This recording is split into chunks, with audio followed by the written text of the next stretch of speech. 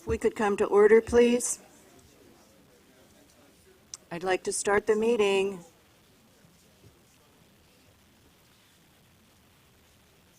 This is the first meeting of the Metro North Committee for 2016, and we have three public speakers. The first is Randy Glucksman.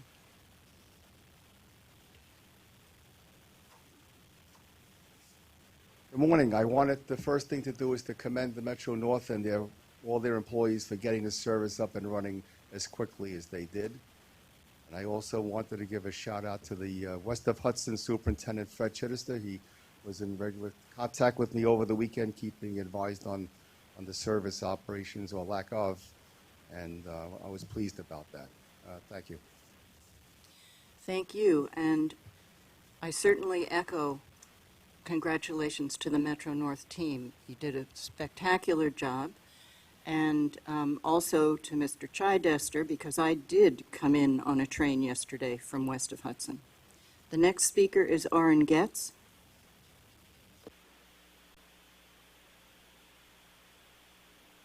Good morning, ladies and gentlemen. My name is Orrin Getz. And like Randy, we both came in on the Pascack Valley Line Express train this morning, which was running pretty close to schedule, and we appreciate it. And I also appreciate the efforts that our Fred Chittister did to make sure that our platforms were clear and all the steps were clear.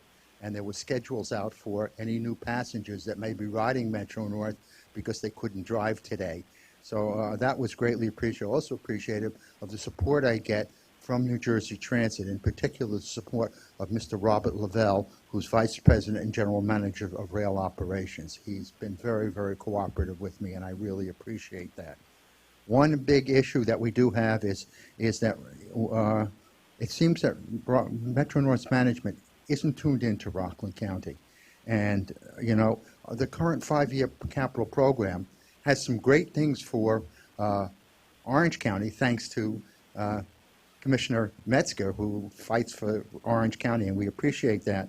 But Rockland County has not gotten anything significant, and we really, really need it. And it's been a big concern among our local officials, our county executive, and my state senator. In fact, last month, I met with David Carlucci and went over some of the issues, and he is very, very concerned about that. And one of the things that he's also interested in pushing for is the extension of the number 7 subway train out to Secaucus. That would be a big boon for Orange and Rockland commuters that come in on the Port Jervis and Pascack Valley lines. And also one of the other things, as Randy Glucksman has stated in previous meetings, we have 2 missing sidings on the Pascack Valley line. There is some interest in New Jersey Transit pushing that ahead. In particular, Bruce Mizell, who's the vice chairman of New Jersey Transit, lives in Westwood along the Pascack Valley line, and I've been on his case to make him a believer that we should have those sidings, and we need Metro North's cooperation, and a little bit of push from Metro North on that project would be greatly appreciated. And just one other thing that we really, really need, and that is to make that, and I've mentioned it before, is the Suffern Station has to become handicapped accessible. Now, it's under the jurisdiction of New Jersey Transit, but they were willing to cooperate with Metro North, and we need that cooperation to make Suffern handicapped accessible. We're not getting very much in the capital program, and at least we can make Suffern handicapped accessible. Really, it's important. Our local officials have to approve your items in your capital program, and by NIMTEC, our county executive does it. Our state senator is very supportive of the MTA up in Albany. Support them also. Thank you very much. Our last speaker is Murray Bowden.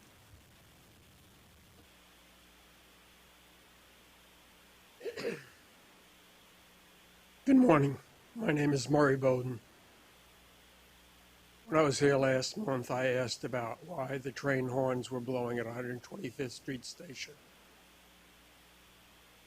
Unless Metro North can cite a rule that says the train horn must be sounded, they should be stopped. The question is, why will no one answer that question? If that question is not answered, it is the responsibility of this committee to ask the president of Metro North to either explain why he continues to have the railroad sound those horns, or it is your responsibility to find a new president for Metro North?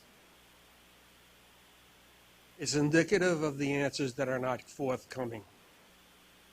I've asked it for years. There is zero federal regulation that says the horn has to be sounded. It has been sounded because New York Central, quite a while ago, made that rule. And if you can't change that rule, you can't change the married pair rule, and you can't change a whole lot of other rules. So the responsibility is this committee. You either get an answer from the president of the railroad why he continues to have the horn sounded, what specific rule, and I would like a copy of it so I can see whether or not, if it is true, or you fire him. It's that simple. Either get an answer to why the horn is sounded at 125th Street, or get a new president for Metro North. Thank you. May I have a motion to approve the minutes, please? Second? Second. All those in favor? Thank you. President Giletti is unable to be with us today. He's still functioning as acting chairman of the MTA, so Ms. Rinaldi is going to present his remarks. First, I would ask the committee for approval of the 2016 Metro North Work Plan. It's been prepared for the committee's review. There are no changes from the work plan that was presented in December. I would ask Chairwoman Metzger to move to approve the work plan. Second? Those in favor? Work plan is approved. Since snow is on everybody's mind today, before proceeding to the President's report, I'm going to ask Senior Vice President of Operations John Kasich to speak about the storm, our recovery from the storm, and where we're at in terms of service this morning. Thank you, Ms. Rinaldi. Thank you for all of those that made an effort to show up here today. I'll provide a brief report on how Metro North responded before, during, and after this past weekend's major storm event. Storm preparations began last week, and we continuously monitored weather reports in order to ensure a safe and reliable service during this event. This was especially critical midday Saturday when the storm track changed. Snow fighting equipment was positioned strategically throughout the railroad to start operations as soon as snow conditions warranted. The fleet was prepared as well to reduce the impact from both snow and ice. Platforms, stairways, parking lots were treated before the storm began, and crews positioned at key locations to be at the ready when called upon. Pertinent information regarding train service was available at all times via customer email alerts, website updates, social media, station announcements, platform display boards, as well as message boards at key terminals. On Saturday afternoon, due to the increased severity of the storm, to ensure the safety of our customers and employees, Metro North started to shut down train service at 4 p.m. With the plan to have all trains arriving at their final destinations by 7 p.m. Unfortunately, we did have 4 trains that suffered some extensive delays during that period, impacting a total of 400 customers. 3 trains, the customers were delayed for just under 2 hours. And on the 4th train, the customers were delayed to Harmon by about 3 hours. The last passenger train arrived safely in Poughkeepsie at 9 p.m. on Saturday night. We apologize for the delays our customers experienced overall, and I want to point out that no customer was in distress due to these incidences. During the overnight, we ran patrol trains to help clear the tracks of snow in preparation for service restoration as our forces readied the fleet and our infrastructure for service. Yesterday morning, employees continued to clear significant snow from our tracks and interlockings, primarily in the Bronx. We checked signals, switches, and power systems which had to be operational before resuming service. Train and engine crews were positioning in equipment to enable the start of service. Metro North began restoring service at the outlying terminals just after 12 noon yesterday, and we were fully operational into and out of Grand Central Terminal at 3 p.m., operating on a regular Sunday schedule. Throughout the weekend and into today, crews have worked around the clock to clear our infrastructure, especially in the Bronx, where we had 25 to 30 inches of snow, the largest accumulation of our service territory. I want to thank all of our employees who worked safely and tirelessly over the past 2 days. Through their efforts this morning, we are able to provide a regular weekday schedule and in advance informed our customers there may be canceled and combined trains throughout the system as our forces continue to clear switches of snow and ice that will continue to impact reliability today. Customers were advised to allow extra time for their journeys as snow removal work continues. For our west of Hudson customers, New Jersey Transit started to ramp up train service yesterday on the Pascack Valley line, followed by the Port Jervis line after shutting down service on Saturday, and are providing service today as well for our west of Hudson customers. I want to again recognize all the dedicated employees who worked at the beginning of last week and through the weekend to assist with the railroad's efforts before, during, and after the storm, and thank each one of them for their vital role in making it possible for Metro North to restore service within 24 hours following the first major storm of the season. I am very proud of their excellent work. Thank you very much.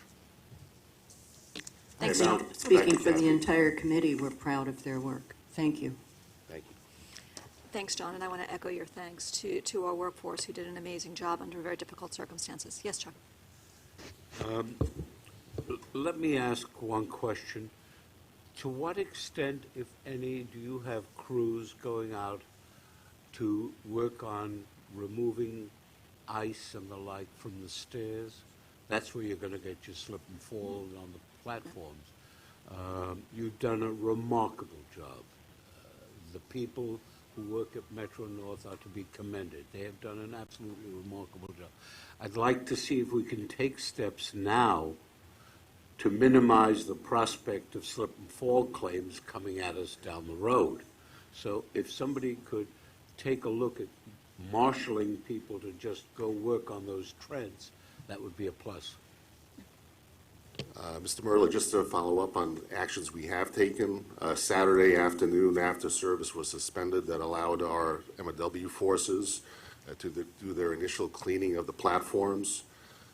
Yesterday morning, prior to the restart of service, they took a second round and completely cleared our platforms of snow and ice. We also have had our customer service people out there auditing conditions, and the same activities occurred in all of the parking lots and walkways from the parking lots to the stations. And we will continue to monitor those very closely.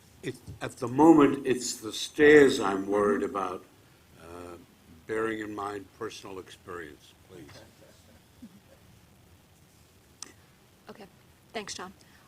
Before starting, I just wanted to acknowledge that Kim Porcelain had a hard time making it in today, so Joe Pavone is ably covering for Kim from the finance perspective. First off the bat, I want to welcome Justin Vanashek, who's our new VP of System Safety. He started a couple weeks ago, started with a bang over the weekend, and want to also thank Joe Strani, who ably was acting as Chief Safety Officer for a transitional period.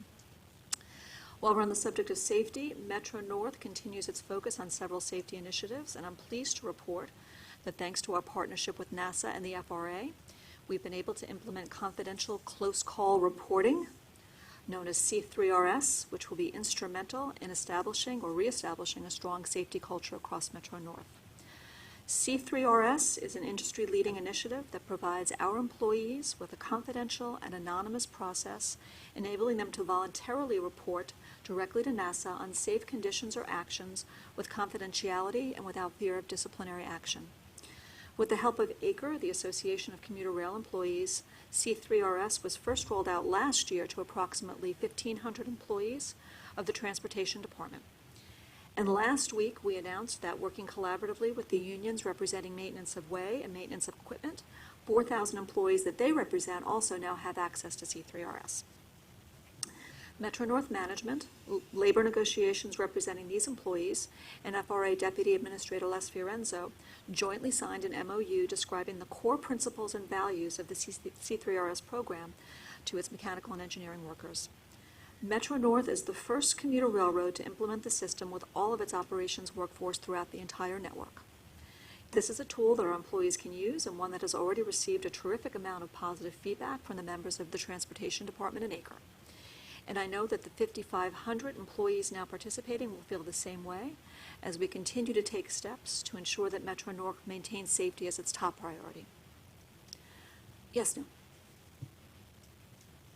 So congratulate. Whoa.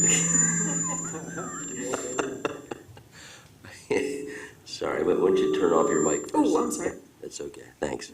All right, sorry. I want to congratulate Metro North. This is a great step forward. You guys have progressed on C3RS over the many months, and this agreement means a great deal.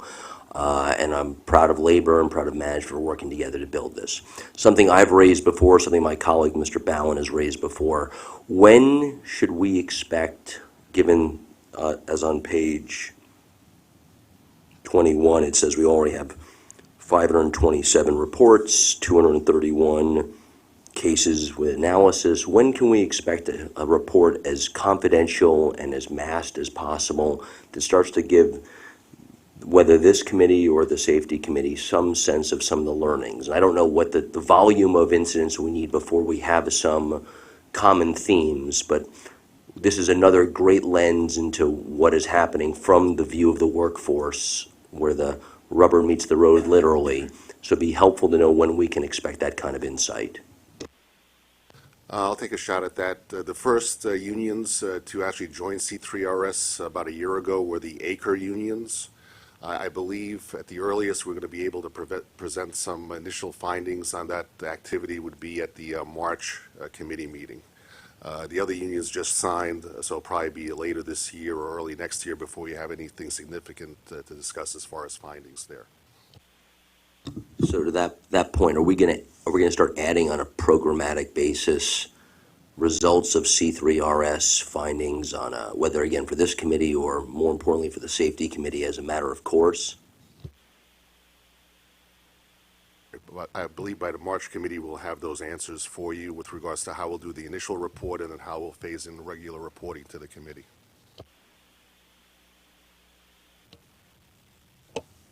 Okay, I want to talk a little bit about our service. During December, train service reliability was above goal at 96.3%, and we met our annual 2015 goal up at 93.5%. Only 75 trains, 0.4%, were delayed greater than 15 minutes. Peak, off-peak, and weekend service operated very reliable in the month of December, which was very warm. Delay minutes due to infrastructure constraints were reduced by 62% from November and were 42% below the monthly average. West of Hudson operated at 96.9 for the month of November, with year-to-date at 94.9. The fleet's mean distance between failures, MDBF, during November continued to operate reliably at more than 305,000 miles and remains above goal year-to-date. In particular, the M8s operated above goal at almost 313,000 miles and year-to-date at 292,000 miles. And at next month's joint committee meeting with the LIRR, we will provide a full report on last year's operating results. Segueing to customer complaints during that period, customer complaints during the month of November declined 32% from October and then continued a downward trend for December by 23%. Since January of 2015, complaints have dropped 76% system-wide. Now we're going to talk a little bit about ridership, something that's close to Mike Schiffer's heart. In 2015, total Metro North annual ridership is projected to be 86.1 million. I'm sorry? I'm having trouble hearing you. Oh, I'm sorry. So have you been working on reporting on the categories of delay and the like? Is that where you are now? No, I was actually talking about ridership. But Okay. Can I continue, or would you like to speak about categories of delay? Okay, we can talk that later. Okay. Back to ridership. Annual ridership is projected to be 86.1 million for 2015, which is the highest in Metro North history, surpassing the previous record of 84.7 million set in 2014 by approximately 1.4 million rides. I would just like to point out that with record ridership, Metro North has also managed to meet its goals so far, and I'm hoping that I hear good news next month as well. Congratulations. Please note December east of Hudson ridership data is preliminary, and December west of Hudson ridership is not yet available from NJT. Total annual east of Hudson ridership was approximately 84.3 million, also the highest in Metro North history, surpassing last year's record of 83 million by approximately 1.3 million rides. Annual commutation was 1% above 2014. Non-commutation ridership was 2.3% above 2014. 2015 was record-setting on all three east of Hudson lines. Both the New Haven and the Hudson surpassed last year's records.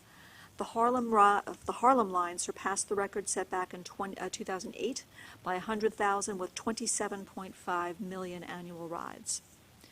West of Hudson annual ridership is expected to be approximately 1.8 million, which is 4.9% above 2014, but still 300,000 less than the record set in 2008 of 2.1 million. Our connecting service ridership also increased during 2015. Combined ridership on the three Metro North connecting services was approximately 556,000, which was a 3.8% increase versus 2014. Ridership increased by 4.2% on the Hudson Rail Link, increased by 7.1% on the Haverstraw-Ossining Ferry, but decreased by 3.8% on the Newburgh Beacon Ferry. I'm going to talk a little bit now about the rollout of our new wireless station LCD monitors. These monitors display the next 9 trains that arrive at a station, the stops they will make, departure times, real-time train status, and track information. This information is generated through an application developed in-house with immediate feeds from our signal system. Aside from giving our customers more information, there are other benefits to going cellular. Previously, when real-time train status information was introduced at stations, traditional and more costly hardwired technology was used. Now, by using wireless connectivity, hands-on work and costs are dramatically reduced, and the time to install new monitors is considerably shorter. Currently, there are 35 stations that have monitors providing real-time information, and as part of the MTA service investments, we are expanding these monitors across all east of Hudson stations in New York State. An average of 10 stations will be completed each year until the installation project is completed, which is projected in 2020. Finally, I know this is also an issue that's close to Susan's heart, the Newburgh Beacon Ferry. The Newburgh City Council approved an extension of the lease agreed upon last year with the property owner through January 31st of 2017 for the dock and parking facilities in Newburgh. Metro North is in the process of finalizing an agreement with the city for reimbursement of the ferry dock and parking lease, and we will be submitting that agreement once finalized to the committee and board for its approval. And now I'm happy to answer any questions that you might have. Did you have a question? If you will go to page 40, my confusion starts with the fact that you have 2 columns there marked 2015 data. Now, I assume the one on the right is 2014, not 2015, and the one on the left is 2015. Am I correct? Yes, you are correct, and thank you for pointing out that typo. Oh, I'm good on typos. Substance, no, but typos, yes. I have 2 questions for you with that in mind. First one is, I have some difficulty in understanding some of the categories, and that becomes more important because now, as I understand it, Long Island Railroad has decided essentially to copy the same categories in its report, or at least to track them closely. And let me tell you the categories that trouble me and why. Look at transportation. What does that mean? The primary categories at the top are the main operating divisions of the railroad.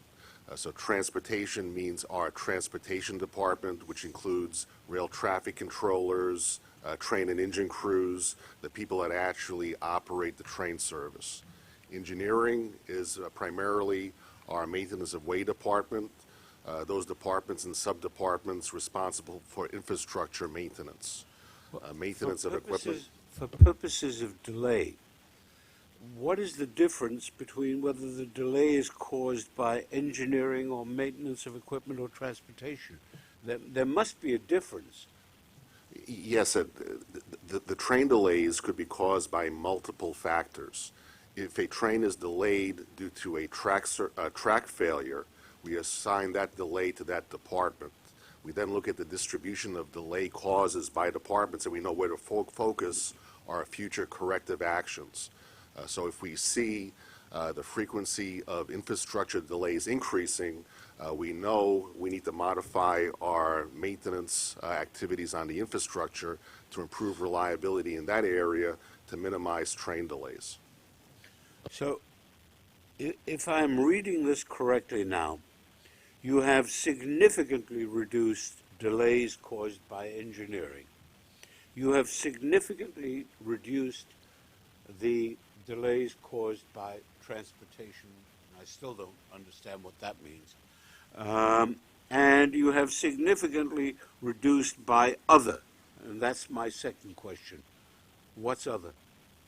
The other category could be something as a trespasser struck along the right-of-way. It could be something such as what we had at Ossining on the Hudson Line recently, where there was a business adjacent to the railroad that forced the railroad to stop operations. The other category are those exterior events that the railroad has no control over or minimal control over that impact our ability to provide on-time service. Thank you. Are there any other questions at this time?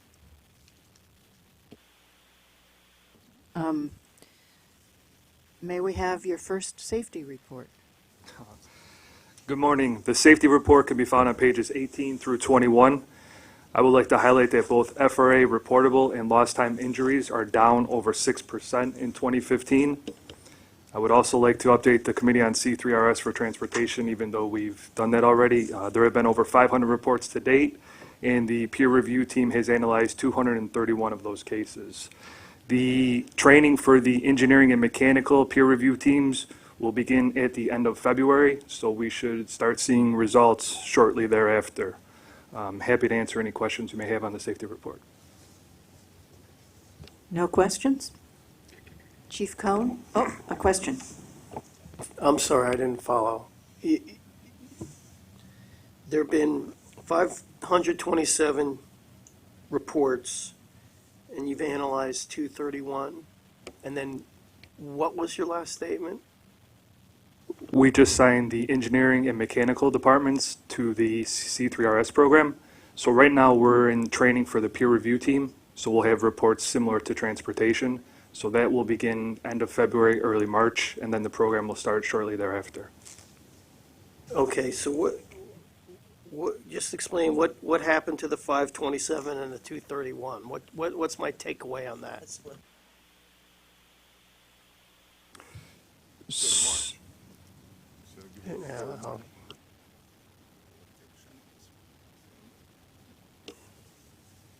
I didn't follow.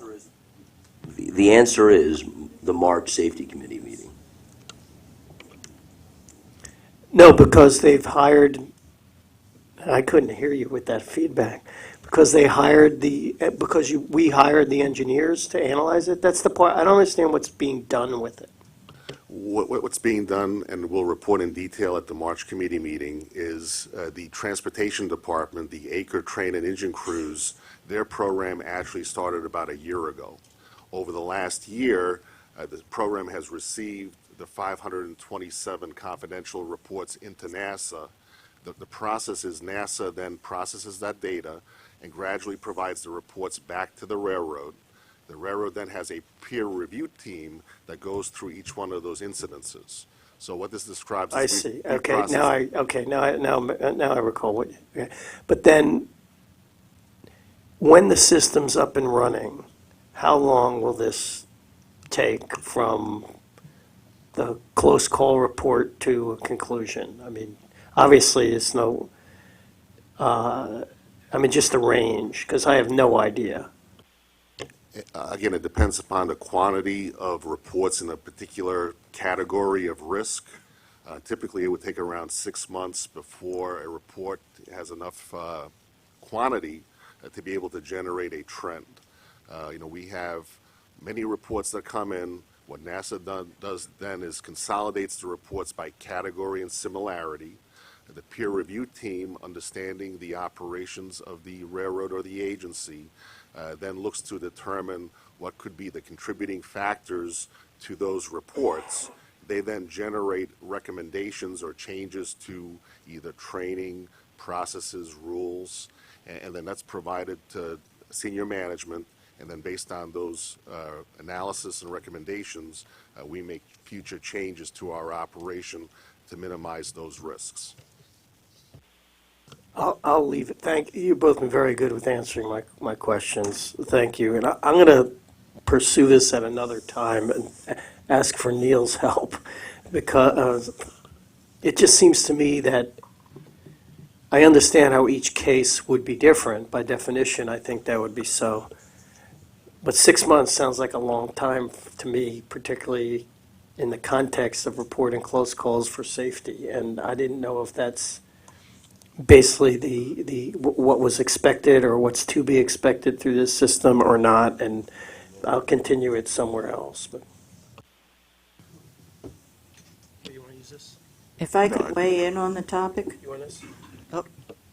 No, well, really, I think to get to their point, and the way you described it, I think the sort of thing they're missing here, it's because of the confidential character of it, it does not go directly to you. Therefore, you cannot act promptly or directly on it. You have to wait for the process to go through the other system.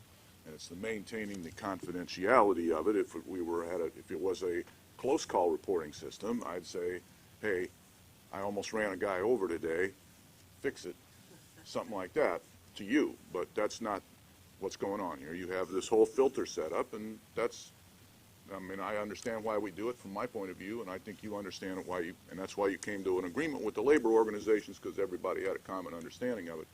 But I believe that's what, the way it's written up is, I guess, a little distracting if you're not very close to the situation. There's 500 that have come back to you. You've got 231 into it. Now, there's maybe more than 500 are in the system or in the filter somewhere.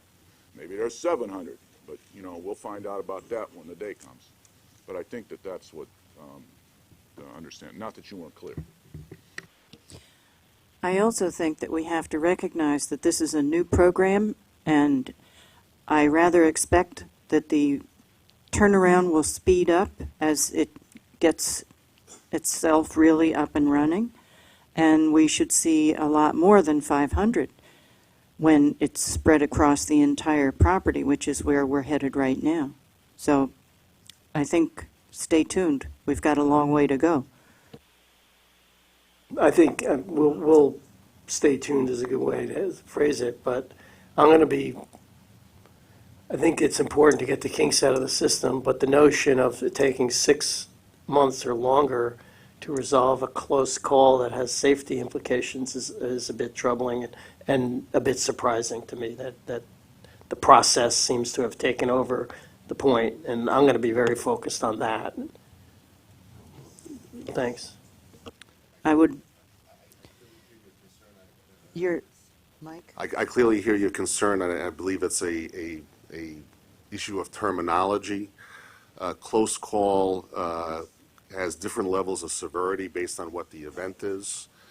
Issues that really are a severe close call event, the railroad is aware of those events basically real time, and we take immediate corrective action on those. If there is a report to NASA of a severe safety impact, NASA will provide us that report in a very timely manner outside of the normal reporting process, and we will act on that as soon as we're aware of it. Okay, that's kind of what I was hoping to hear in a sidebar, but thank you. Thank you. Now, Chief Cohn. Just like the report overall system, we were down 16% for 2015. On Metro North, we were just about even, down two crimes, 151 compared to 153.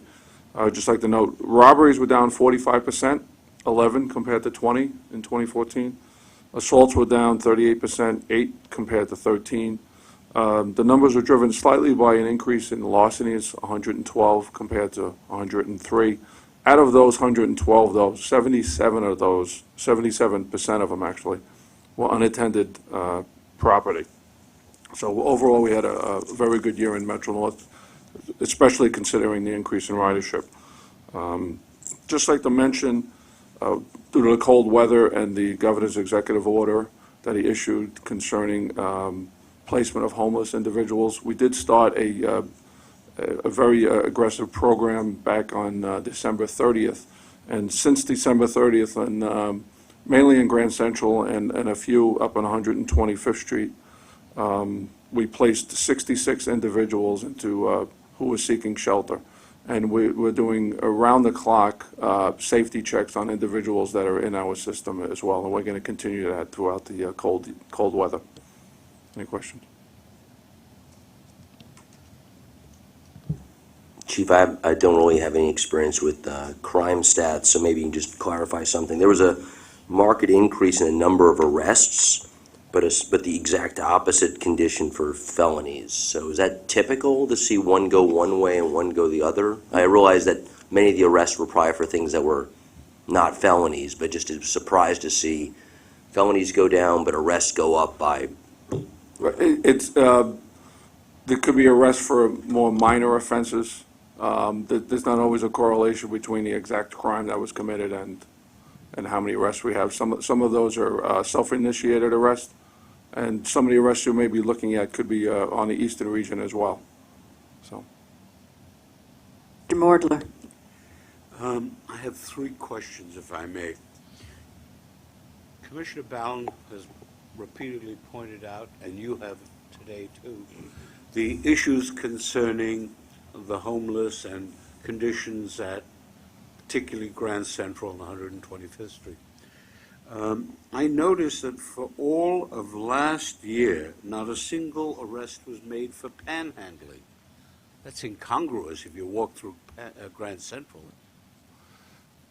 aggressive panhandling, we can make arrests.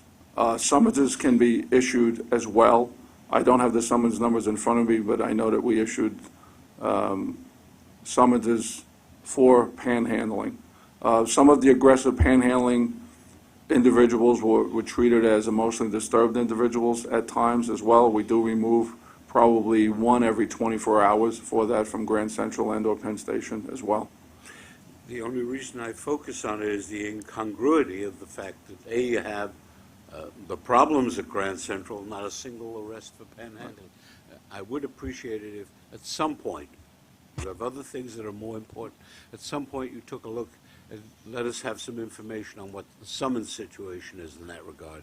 Absolutely. The second question I have is, I notice a couple of crimes here, or arrests made here, that would normally be perceived as falling outside of the jurisdiction of Metro North Police Force. That would be more civil-oriented. For example, you have 11 arrests for criminal contempt.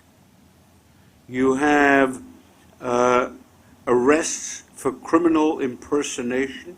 You have arrests here, and this is the one that really boggled my mind, of 13 people for impairment of the integrity of government licensing examinations. What is that?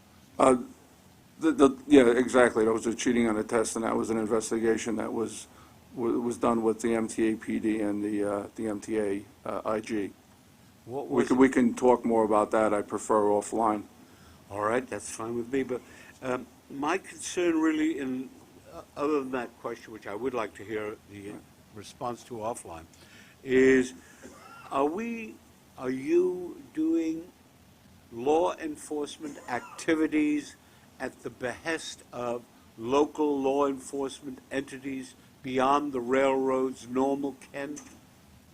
Not as a rule, and I can look up those charges, but sometimes those charges are not the initial charge that was arrested, but after an investigation, that was the charge that suited the crime best. And we could look up those cases. Would you and let me know? The Absolutely. last question I have, if I may, is one of the best indicators of problems in terms of commodities and of the construction industry is copper thefts. Do you have any indication as to what the situation has been in 2015 of copper thefts, copper wiring thefts? I do, and I'm aggressively If- looking for that stat. We can do it offline, Because, but if you can let me have that, that is critically important to the Actually, question of last- affordable housing. Right, not to interrupt, but last year we had 5 incidents of copper theft in Metro North. Was it in volume, or was it just isolated bales of copper? Those would be incidents that it was $1,000 or more. And at the price of copper, you know, I could tell you there's a correlation between the price of the commodity and the thefts. And when the price of the commodity is low, the thefts are low. When somebody builds a building during a period of high copper prices, Yes. as they put in the plumbing on the 10th floor, it's being stolen on 987654321. And what I wanted to get a handle on was the extent to which we have the copper problem now. Right. We work hand in hand with Metro North and Capital Construction. We mark a lot of our copper, and it's guarded quite closely. And when there is a theft, we investigate that very aggressively. Thank you. Yes. Thank you. Just a reminder, Chuck, this came up a couple months ago. I think it's one of the rare occasions when you actually were away. And Chief, you were, I believe, at a conference when I was asking some questions, and perhaps unfairly because you were out, but you know, I treated your substitute the way I would have you. Actually better. She was nicer. Because months ago, I saw the trend, not just me, but a lot of people did, of the increased panhandling and homeless, and in anticipation that, you know, every fall I say the leaves fall. Why are the trains held up by the leaves? Well, in the winter it gets cold. So, I mean, you know, there's certain things that happen annually. So we saw the trend in anticipating. It's just very troubling to see people out there. And I know it's a balancing act because we have to be compassionate and try and help the people, but we're running a transportation organization. So, but it's still troubling to see.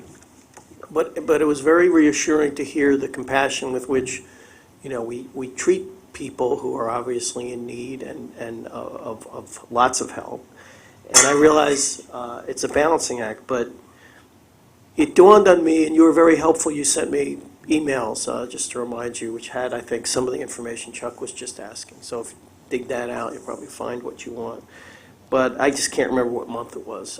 But maybe that conference will remind you. But I think maybe it would be helpful.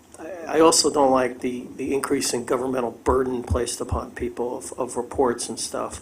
But as I've observed it and as I've thought about it and as I see how homelessness has subsequently become a major issue, and appropriately so, in the media and government broader, I think that it would be helpful to know how many people we offer help to in the course of a period of time. It Since could be December, monthly. since December 30th in Grand Central, we offered help to 3,022 people, And how many declined to help? all but 66. And why? Because they're not seeking medical aid, and nor do they want shelter. Now, out of that 3,000, it's not 3,000 individuals. That same individual may have been Right. asked, 30, 40, 50, 60 times. We will ask that individual, and if they're not obstructing, if they're not in otherwise violation or in need of aid, we're not going to forcibly remove them. Now, with the new executive order, we all realize Grand Central closes, so when it closes, we're working with the BRC, and our friends at MTA Bus have put a bus outside of Grand Central and Penn Station on those nights when it's cold, and we will put individuals on that bus and we will take them to a drop-in center. And the drop-in center helps us, that executive order helps us, because the intake is, they cannot deny you, There's really, it's a swift intake. They just walk into the center and they're in. Other than that, there's a different process in place, and there's different locations where you have to take them. That's very helpful and good to hear. But I think it would be helpful to provide us and to provide, I guess it's the controller, having heard the governor's speech and seen some of the materials relating to this aspect of it. I think it would be helpful to inform them of these statistics and the fact that that's a shocking statistic, how many people decline. And if we could provide concrete numbers with concrete reasons, I think it's just absolutely unacceptable for our society to have a situation where thousands of cases are turned down because of what may be legitimate concerns about the safety if they go to these shelters and the conditions. I think it's more the individual just does not seeking help. There are 58,000 people in But shelters. whatever the answer is, it would be instructive to know what it is. And I certainly would like to know it. I mean, that's thousands of cases. And what happens, and I think I think it's the controller's office now, but in charge of this. What happens when it's 33 degrees out instead of below freezing? Chief, Go ahead. I think... I don't need more time. I think it's time that we have another report that is not entirely based on your statistics, Correct. but includes the extensive outreach that MTA does as well. A joint report on that, I think, would be very helpful to this committee and probably the other committees. We have this concern not just about Metro North, but about transit and Long Island Railroad as well. Mr. Mordler, I think you have a question. I think one factor that has not been addressed sufficiently, at least in my view, in terms of how you deal with the homeless and get people to accept the help that's offered, at least in the city of New York, is the quality of the facilities and the security of the facilities to which they are taken. In a former life, I inspected many of those. I can understand why people would decline, at least at that time, to accept those services. And that has to be factored in. I believe, and I sincerely hope the administration of the City of New York is doing a better job now than in the past. But really, you can't just view it as a garbage dump and drop people off there and expect them to want to come back for more. If there's nothing else, thank you. Is your report completed? I'm complete. Okay. Thank you. Wait, so I do want some type of, I can continue this aside because I don't want to No, I think spend we more should, time. I want we should some have a type of report. report. I And I agree. want to make sure that the appropriate officials outside of MTA at least see our data. It might help I believe it's the city controller who was assigned this task. And we're keeping data on a daily basis, so we will have it, and at the appropriate time, we'll show it to All right, whomever. we can continue this. Okay. Do think that we should include the outreach program as well as the police statistics, because it's even bigger than your statistics. Exactly. We work hand in hand with the BRC, and they've actually increased their coverage at Grand Central and throughout the system. Thank you. Amongst your information items is one about the Sleepy Hollow property acquisition. Yes, this information item is in your book. It's going to go to Finance and to the Board for approval. Relates to the acquisition of property, trackage, and a permanent access easement over land that was formerly owned by GM in the village of Sleepy Hollow. The property abuts our right-of-way and provides critical track and storage areas for equipment that we use as part of our maintenance and capital projects. Yes. This is my only question on the whole rest of it, so. Your turn. The way the environmental laws work is you have increased liability with title. So rather than just possession, which has some liability, but the title has significant risks, are we, given the previous history of this area with the manufacturing and with the things found in the ground, are we taking additional environmental liability risks if we take title to it? Susan, want to speak to that? When you come up. Susan, come up.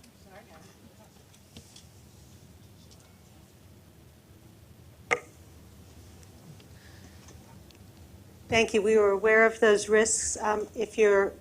This is a brownfields development, so it has been cleaned up and has gotten closure from the DEC, but our environmental people went out and inspected and has been in conversations with DEC to make sure that the area that we're not taking on any additional risks. Okay, do we consult with environmental counsel when we do something like this? Because there's got to be some reps, warranties, covenants, indemnifications that should be at least considered in the transaction. Yes, we do consult with MTA Environmental Counsel as well as our own environmental compliance group. We reviewed the brownfields report. Where our trackage is basically, it's been railroad property forever. So where our tracks are not an area of concern. But we did review the reports. We've gone out to inspect. And we've also spoken directly to the DEC representatives involved. Well, I think we should take zero additional environmental liability risk for undertaking something voluntarily, such as the purchase of property. So I hope that's the amount of risk we're taking, zero. Yes, and as John was reminding me that we're on the other side of the track, so we're on the east side, not directly where the plant was. Okay, but I'm not sure what happens over time with soil and settlement and water and the like. I think we should have zero additional liability. Otherwise, don't take title. Come up with another way. Understood. Thank you.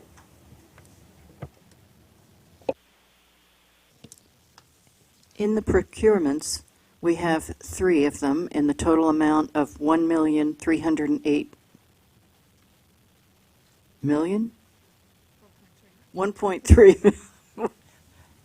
Yeah. Forgive me, but I'd like to ask a question about the Gannett Fleming Okay. item number 3. Let me get them on the record, and then we'll have a discussion.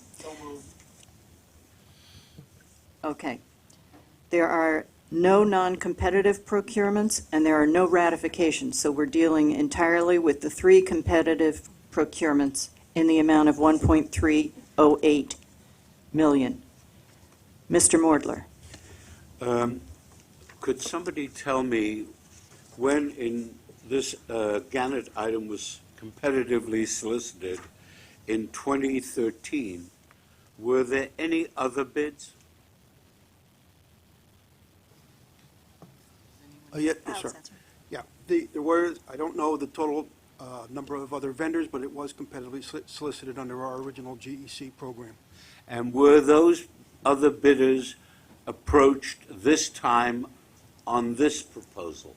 No, sir, because this was modified specifically based upon the Gannett Fleming design, so it wouldn't have made any sense for us to go out and resolicit it because it's a modification of the pre-existing design. Thank you. Additional questions? I make a motion to recommend these procurements. Is there a second? Thank you. Those in favor? Aye. Monthly reports?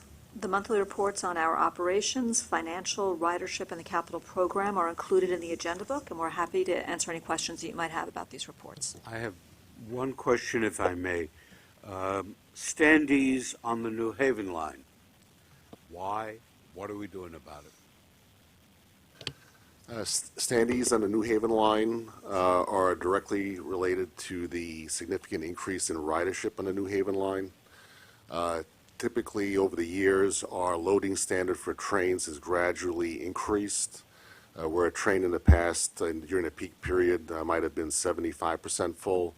We now have trains that are operating per schedule at the 95% level. Once we have any type of equipment manipulation that requires an 8-car train to run on a 10-car slot, that immediately generates standees. We are looking at the ridership levels and also equipment requirements on the New Haven side. to see what we can do to minimize those standees. And you'll also see a similar pattern on the Harlem line related to equipment swaps due to some of the service constraints we have going through the Mott Haven section and CP 112, 212 area. Do you have any kind of benchmark, any kind of protocol when you see periodically 2-3 months in a row there are ever increasing or at least stagnant numbers of standees? Do you automatically take another look at maybe putting on another train or changing the consist? A simple answer is yes, we do. Our planning folks, under the direction of Mike Schiffer, continually look at ridership counts on and off at stations, coupled with information from our service quality and customer service group from customer complaints. And where we do see crowded conditions, we do see what we can do to manipulate the scheduled service to minimize those standees. In this regard, do you have a written protocol for that kind of an approach? And if so, could you at some point let us have it? I think it would be unlikely that we have a written protocol. We could probably generate one to show you the process that we use. I don't want make work, but I would ask you this question. Aren't you aided by having some form of written protocol, some form of standard?